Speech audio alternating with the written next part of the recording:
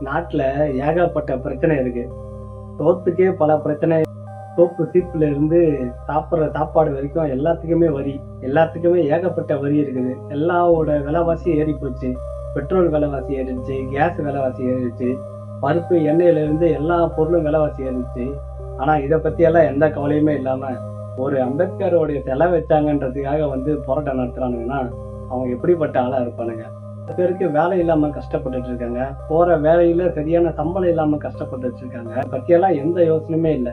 ஏதோ அம்பேத்கர் அவர் எழுதி வச்ச அந்த அரசியல் அமைப்புல இருக்கக்கூடிய கொஞ்ச நெஞ்சமா கிடைக்கக்கூடிய ஒரு சின்ன உரிமையை வச்சுதான் எல்லா சமூகமே ஓரளவுக்கு நம்ம எல்லாம் கொஞ்சம் முன்னேறிட்டு இருக்கோம். ஓரளவுக்கு இந்த நாட்டுல வாழ்ந்துட்டு இருக்கோம்.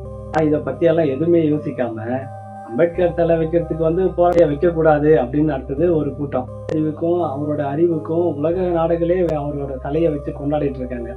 ஆனா இங்க என்னடானா சாதியை வச்சு ஒரு சிலை வைக்கிறதுக்கு இவ்வளவு பிரச்சனை பண்ணிட்டு, சாதாரண அம்பேத்கர் சிலையா இருந்தா கூட ஒத்துப்பாங்க போல இருக்கு.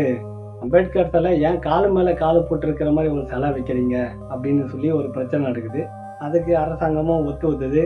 போலீஸை விட்டு அந்த சிலை வைக்கிறதுக்காக வந்த ஒரு கூட்டத்தை அடிச்சு துரத்துறாங்க, தலையை உடைக்கிறாங்க. அத்தனைக்கும் அனுமதி வாங்கி அந்த சிலையை வைக்கிறாங்க. அப்புறம் இவங்க பிரச்சனை பண்றாங்க, அதனால அந்த சிலையை வைக்கக்கூடாது, திறக்கக்கூடாதுன்னு சொல்லிட்டு கவர்மெண்ட் போலீஸை வச்சு அந்த இதையை சுத்தி எறும்பு தகரம் அடிச்சு மூடுறாங்க. அது எங்க போயின்னு இருக்கு? நாட்டுல எவ்வளவு பிரச்சனை இருக்கு. படிச்சவனுக்கு வேலை கிடைக்காம எவ்வளவு பேர் கஷ்டப்பட்டுட்டு இருக்காங்க. உங்க வீட்டுல சாப்பாடு கிடைக்குதா? சாப்பாடு சரியா கிடைக்குதா? அப்படி வாழ்வாதாரம் சார்ந்து எத்தனை பிரச்சனைகள் இருக்கு. அதுக்காக எல்லாம் போராட்டம் நடத்திருக்காங்களா இவங்க?